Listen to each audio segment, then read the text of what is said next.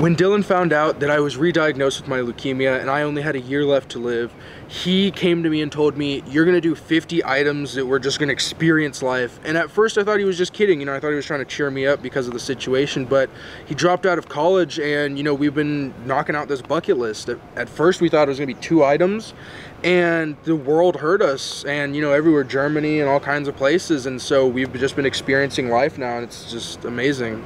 We didn't expect a lot to happen because honestly, and I feel kind of bad saying this, but we don't deserve any of the amazing things that have happened to us.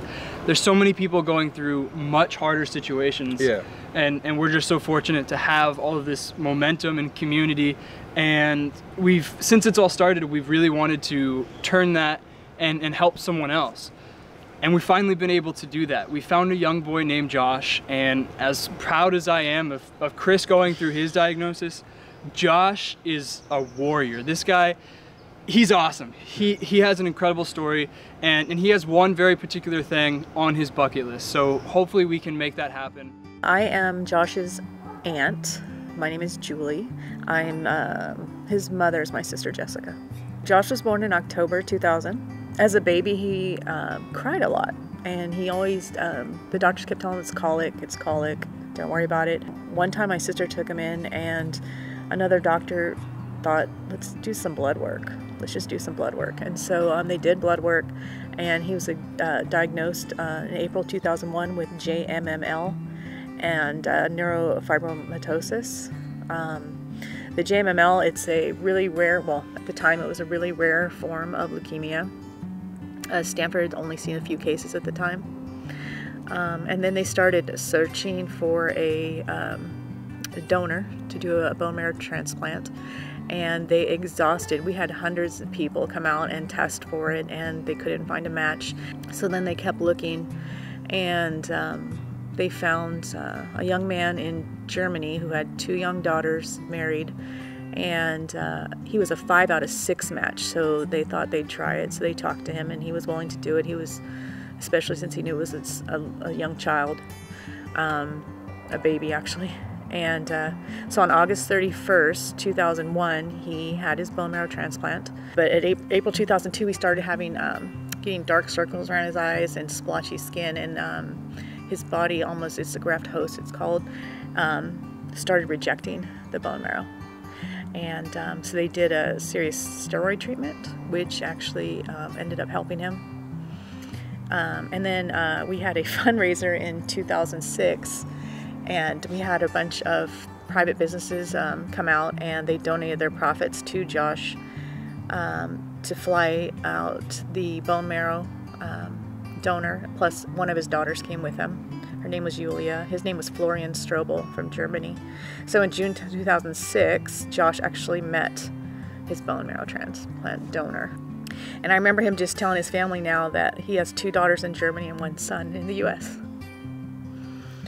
So they've kept in touch with Florian over the years, and they still do. Florian FaceTimes him.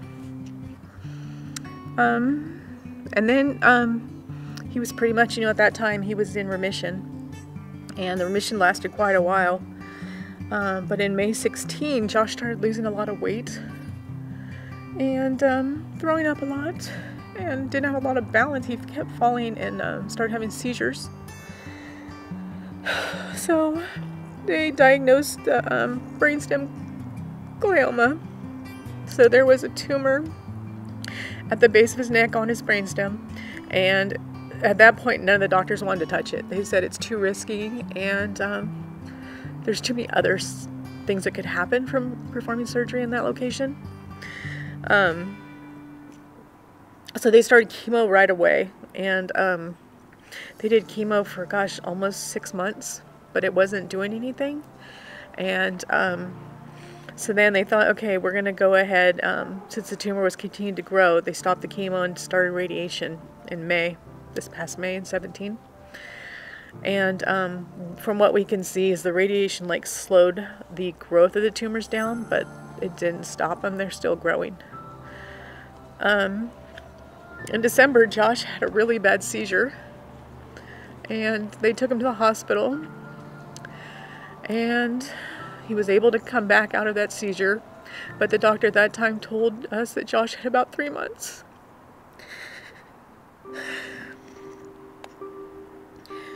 At the end of December, mid-December, they put him on hospice, so he's no longer going in. But at least Josh is at home, and he gets visitors daily. And his thing right now, I mean, all along the way, he loves cars. He's a big car buff, so he has a ton of cars. People brought him little model cars. Unfortunately, he never got his license, but...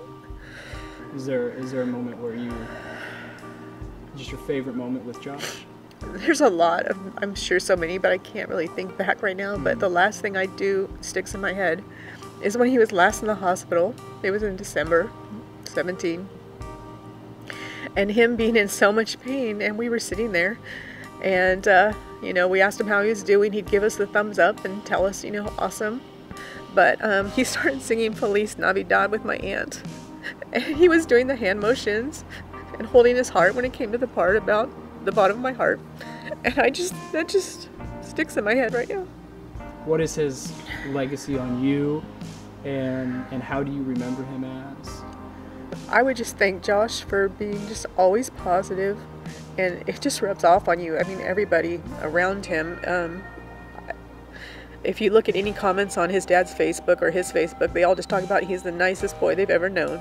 And he was always, you know, concerned about others. Like if I had a headache even, he's like, "Are you okay, Auntie? I'm so sorry, Auntie." And he just worried so much about others and not himself. So he's selfless. Just, always loving. So I would just thank him. I would thank him for the joy he's brought to me and everyone around him. During Josh's chemotherapy and during his hospital stays, one thing I know that really helped him was watching funny movies or Giants baseball. Some of the movies he loved were Daddy's Home and Grown Ups, and now they both have sequels, which he's seen them both. Actually, Daddy's Home 2 was the last movie he went to in a theater. That was last November 2017. He also watched Giants games, and he loved Tim Lincecum, who's a pitcher for the San Francisco Giants. I think it would be great if he had the opportunity. We think it'd make him so happy to meet Will Ferrell, Adam Sandler, or Tim Lincecum. I think that would just be a wonderful experience for him. And although he doesn't talk a lot, you can see the smile still. I think this would bring a smile to his face.